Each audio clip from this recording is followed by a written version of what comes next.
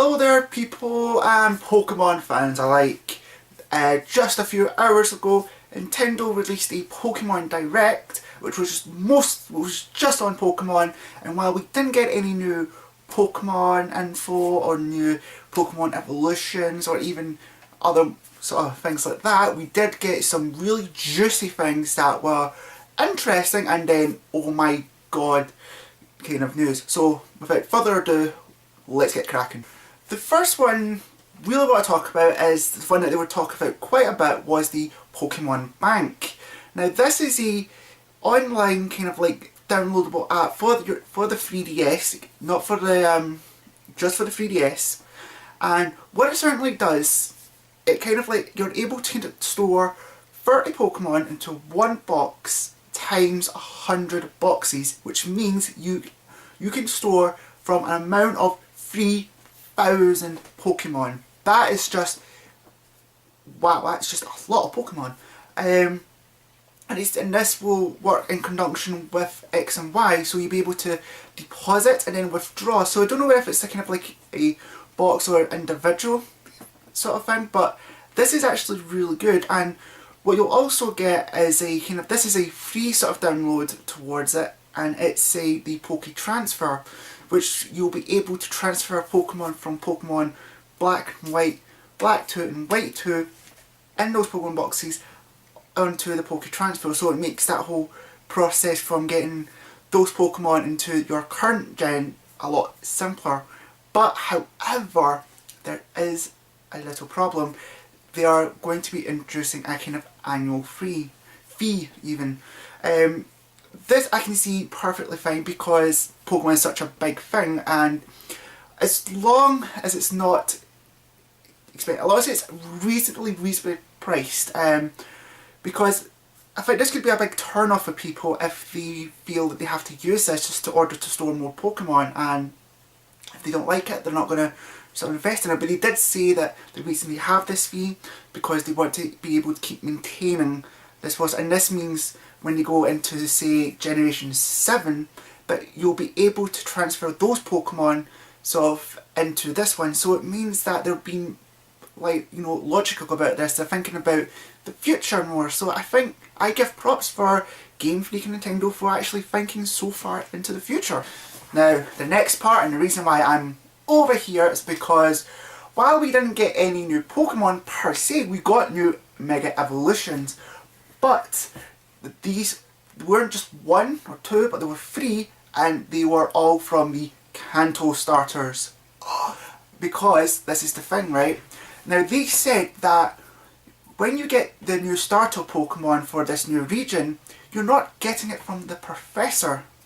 So you're actually getting it from your like bunch of friends or whatnot. And it means when you go over to visit the Professor, now we don't know whether or not if this is actually at the start of the game or not, or if it's like maybe a further part in that you need to go and visit this Professor, but you get a Kanto starter from him.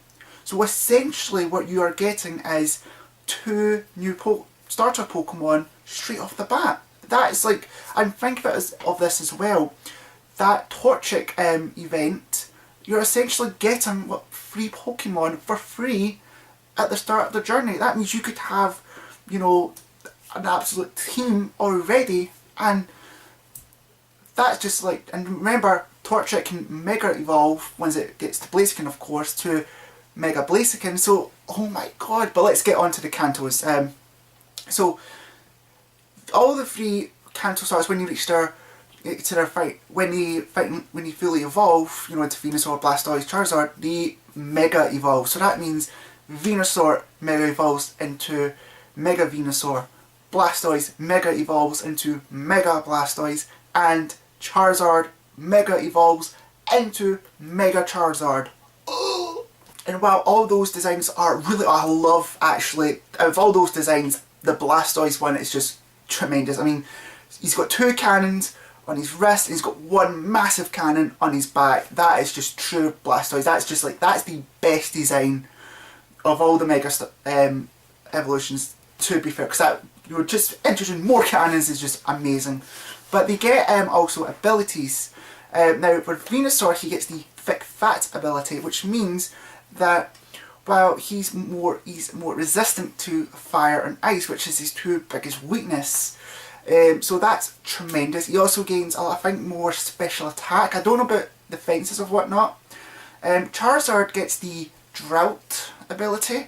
Now this was only available for Growlithe, and Ninetales and Vulpix has a hidden ability, but he gains the Drought ability, which means Infinite Sunshine, which means a lot more powerful on fire attacks, and his special attack goes up. Now Blastoise gets a sort of new ability called the Mega Launcher, and what this does is it's an ability that focuses more on pulse attacks. So this means like moves like Dark Pulse, Water Pulse, even like Dragon Pulse are actually more powerful with this ability. So are we getting maybe a new water sort of pulse attack exclusively for Blastoise for this ability? Hopefully, because I think this would make much more sense. And this is actually really interesting, in my opinion, because does this mean that could all the starters maybe have Mega Evolutions? Possibly not, however. I don't think that all the starters will, but it is an interesting take. The only thing I'll say about Charizard's new Mega form is he doesn't get rid of the Fire Flying type. He still sticks with that, I'm afraid. So we don't know how more useful that will be for him. But other than that, this is actually really, really good news. But one quick little note, however, we did get a new sort of info on how the Mega sort of evolution kind of works. And it seems to work with these kind of black bracelets, and somehow that's the key to activating this Mega Evolution. Not only do you need the specific item for the Mega Evolution, you also need these black bracelets. So they didn't go much in depth into it as what I can kind of straightly remember, but at least we're getting some info on how Mega Evolution is how it kind of works. And lastly, to end it all, they also announced that there will be you remember that sort of Japanese kind of 3DX XL that had the two new legendaries for this game, and the sort of blue one? Well, there's also going to be a red one as well, but what's more importantly is they're also releasing it for Europe and the North America sort of market around, and it's going to be released on the 27th of September. So we don't know whether or not if these are actually going to have pre-installed games on it. They haven't released all the further details yet. We don't know where exclusively this is going to go towards but again, this is interesting stuff because I'm wanting a 3DS XL and I'd rather have that 3DS XL. So good news for me.